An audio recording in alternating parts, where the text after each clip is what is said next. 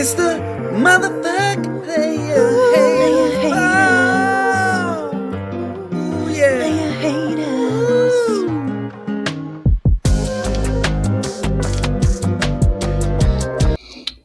What's up, ladies and gentlemen, or lady and gentlemen? Anyways, hope everybody.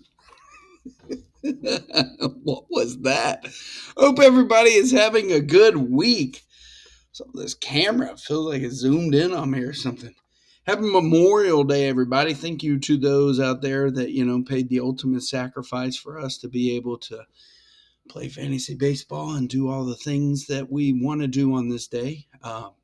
You guys are probably well aware that two of us, at least that I know of, are working today. That'd be Eric and I, but we're finally off. So, anyways, America. But let's get right into America's pastime in baseball, and let's get into last week's matchups, if we will. Okay. League.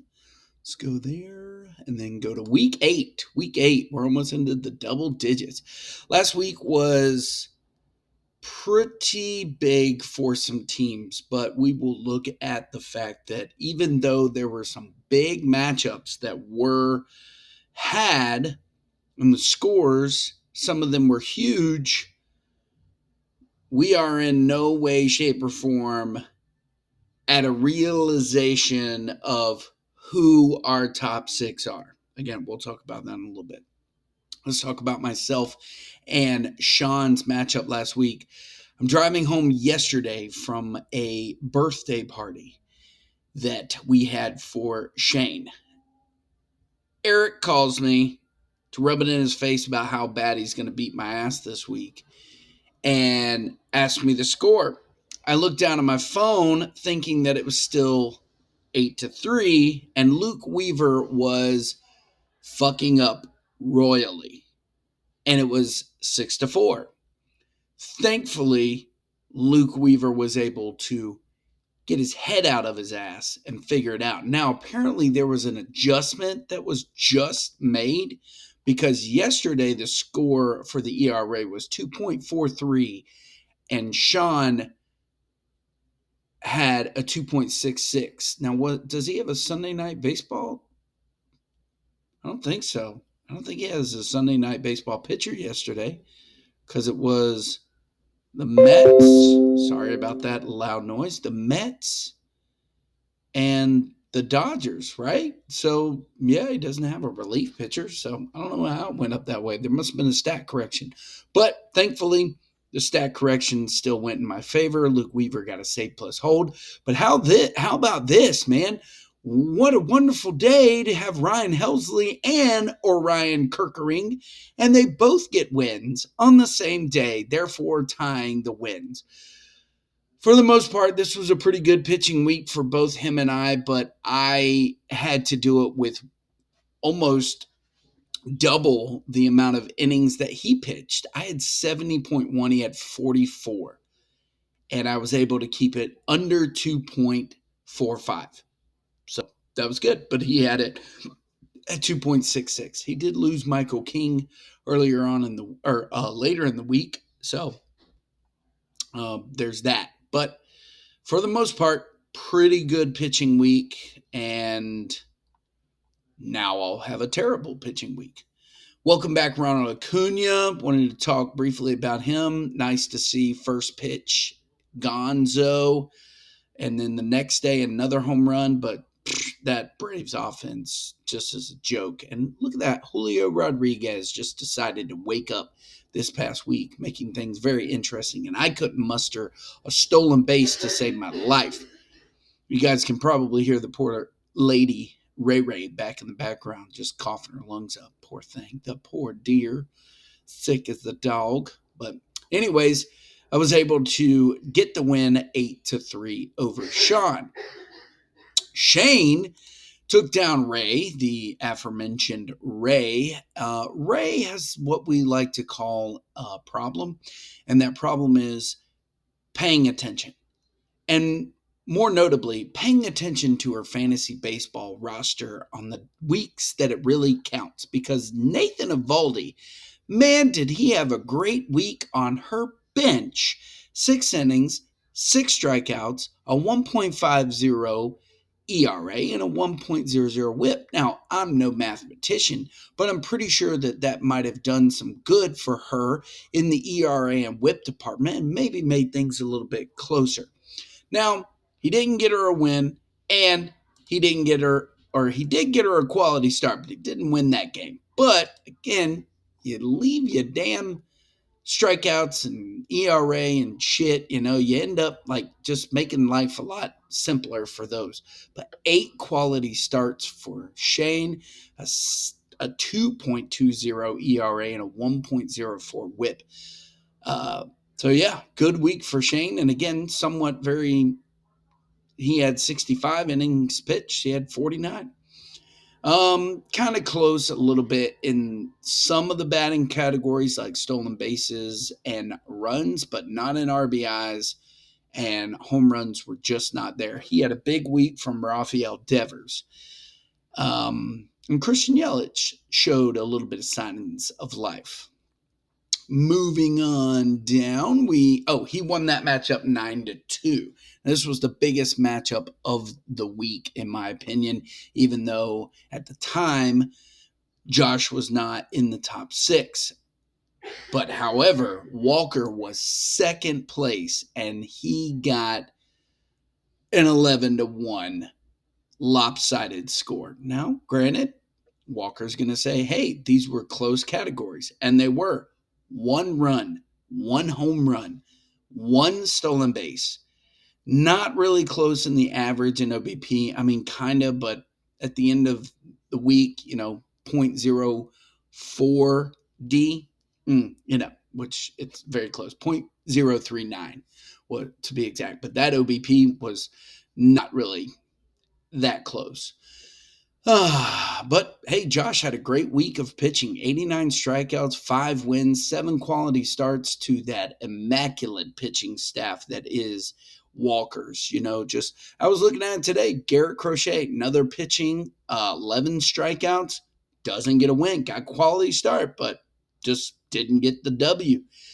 Probably because he gave up some runs to the Milwaukee Brewers. So, but yeah. Not the best week for Tanner Scott or George Kirby. That really kind of ballooned, and Spencer Strider also notably. I imagine that a couple more instances like that, and we'll be seeing Rally Monkeys throw out a name in the old come and grab this guy conversation. Nice little stats from Jose Altuve. He's going to be an all-star. And Taylor Ward, 9 runs, 3 home runs, 12 RBIs. Just great stats from that one gentleman that was able to carry most of everything he needed, especially in the RBIs, because he did take that stat. And that's the only stat he took. But we love to see it, in my opinion. And we really love to see it when you have a conversation with somebody openly. Like you openly have a conversation with Walker in the chat and say, hey, you want this guy Aranda? No, I don't. Not really. Why? What does he cost? He costs a move. And then the dude goes out there after I make the roster adjustment and drop Aranda. He goes out there and picks up Jonathan Aranda after just picking up Ben Rice. I mean, I guess, but we didn't even have a conversation as to like who you would have offered off of your roster. Clearly, you offered up Ben Rice. He was that valuable to you. But wow, that was like the biggest and most ultimate fuck you, burn your moves I've ever been a part of. And, congratulations, man. Cheers, dude. You did it. Wow, I was just blown away, but okay. And then after I dropped Aranda, I immediately regretted it because now second base is just sucks. But, that's why we play the game. Nick could not take down Jesus last week, and now we've got 2 weeks in a row where Jesus is number 1. Man, kind of close, though. They tied in home runs. Runs by 3, RBI by 8, stolen bases went to Nick. That was the only stat he got. Close in average, kind of close, not really close in OBP, because I can't say .040 is close, and then previously stated .039 is not close. So close, not close. I can't say those two. But yeah, pretty much this was a close matchup. They tied in quality starts and saves. You look at the whip, pretty close. ERA, pretty close. Strikeouts, 9. What is that? 9? 9? Yeah, 9. 9, 9, 9, 9. No. Is that 9? It's 9. No. Yeah, it is. I'm going to stop doing that. It's 9. So, but to the victor go the spoils. Troubleshooters won and did it in great fashion. Had another dude coming out of the. I am kicking myself in the ass every time when I look at these Pete Crow Armstrong, and I know, like, I have it documented that Jesus offered him to me for, I think, somebody that I've probably dropped at this point in the game. So, but Kyle Schwarber doing things, Brent Rooker, y'all start watching. I know I seen recently, Josh, that you were upset about that Lawrence Butler. Let's talk, bro. Okay, because it's getting warm out there in Sacramento, and those bats are going to be flying, or the balls are going to be flying out of there for those hitters. So, does no ways do well for you when you're a pitcher out there, but goodness. But yeah, so Nick, not looking good so far right now, losing 8-1, and we'll talk about what place he's in later on. Eric, look at this, my guy, man, he bounced back. He took down Scott. He's walking tall. It's like after you do a little bit of trimming down there, you know what I'm talking about, guys, and you feel like, you know what? It's not that small. It's okay. Maybe I'm the only one that's ever dealt with that. But that's Eric right now. You know what? He's looking at his roster and he's like, you know what? It's not that bad. It's okay. And it's not that bad. Ketel Marte, this Jacob Wilson kid's got a great, he's got average, for days when it comes to some of these hitters. And Mookie Betts. And then he gets a healthy Josh Lowe, which will probably put up big numbers this week, and Bryce Harper. I mean, he's got a good, solid roster. And if he would just trade me Ketel Marte, it would be fine. Or Mookie Betts, whichever one. Be great. But he won't because he's a punk. But yeah, he was able to take every stat in the batting category. So he's got good bats. Where he's struggled is pitching. And we'll talk about that in a little bit because apparently he's now got some of, if not the best pitchers that baseball has ever seen. I mean, names like Greg Maddux, Tom Glavine, Pedro Martinez, Cy Young, these are all just names in comparison to Nick Martinez and Jameson Taillon. I tell you what, I can't wait to see them just starlit, written up in the skies, their names on placards in the Baseball Hall of Fame. Let's take a moment and just recognize their greatness. Yeah, I didn't think so. But they're shining bright this week. And last but not least, Jason and Brian. This one came down. This is one of those Sunday matchups, and it came down to one pitcher. And that pitcher was Shota Imanaga. And he was able to get it done for, Kodai Senga. Shota Imanaga is on the IL. My bad. Kodai Senga pitched last night, 10 strikeouts, down by 10, and you tied it up. What a way. And then also got the W from pitching against the poor, unfortunate Dodgers. Kodai Senga stepped up to the challenge and was able to help Jason get this W because it looked like Brian was going to walk away with it. Now, Jason also had a fantastic offensive output. Meanwhile, Brian, who had a fantastic few weeks, I guess a few weeks ago, offensive output, just didn't have the power that he's grown accustomed to. And he was able to get some good stats from guys like Nico Horner and Riley Green and Bryce Terang. But from the other guys, just not a lot of power, but some good run support. I mean, shit, Gunnar Henderson got 7 and 3 stolen bases. He stole some bags this week, 10 to Jason's 7. But yeah, all in all, not the week Brian wanted to have, but Brian and Jason are now in the top 6 after last week's matchups. So, without further ado, let's get into our league standings and talk about something that Josh had mentioned. This is one tight race, and we haven't even gotten all the way through the first 11 weeks. We have not played everybody else yet. We have not played everybody once yet. That's what I'm trying to say. And this is where it is right now. Jesus, again, I mentioned he is now a game and a half above Shane.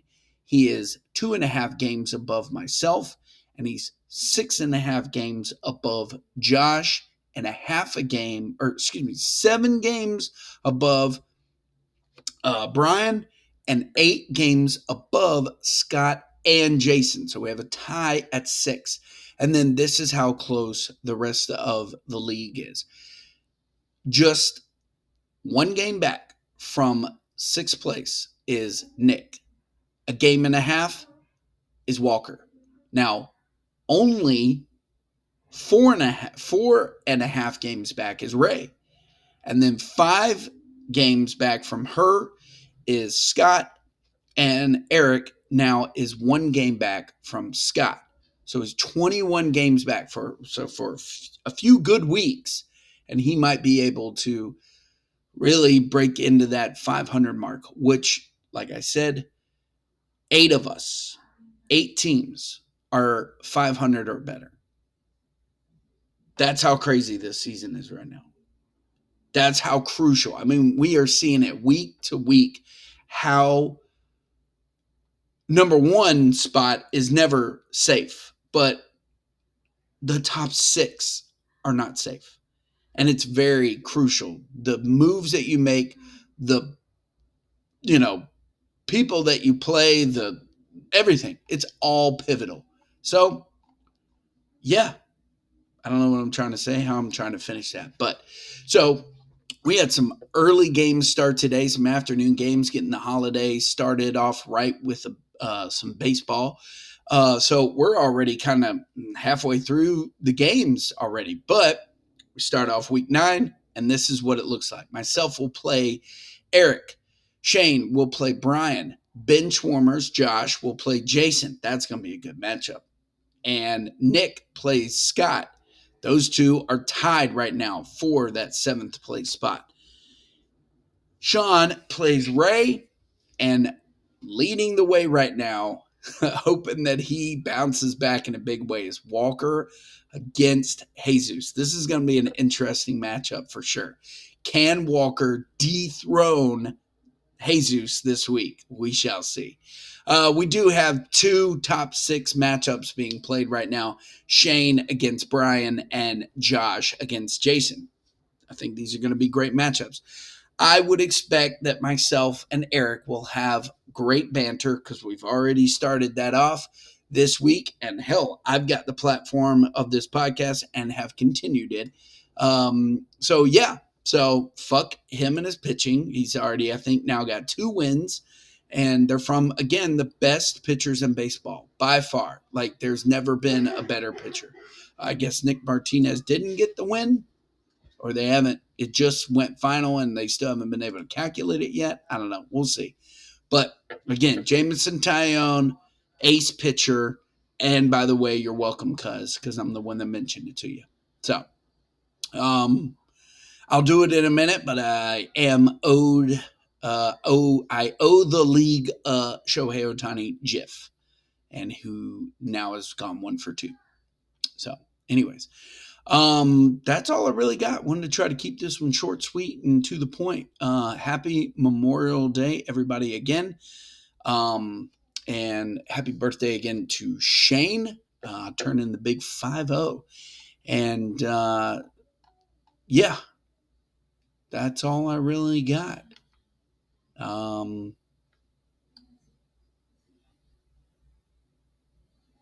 Yeah, that's it. That's all I got. Hope you guys have yourself a great rest of your week. And this is the last week in May. That's how far along we are in this year already. So, yeah, take it easy, boys and lady. It's the motherfucking thing.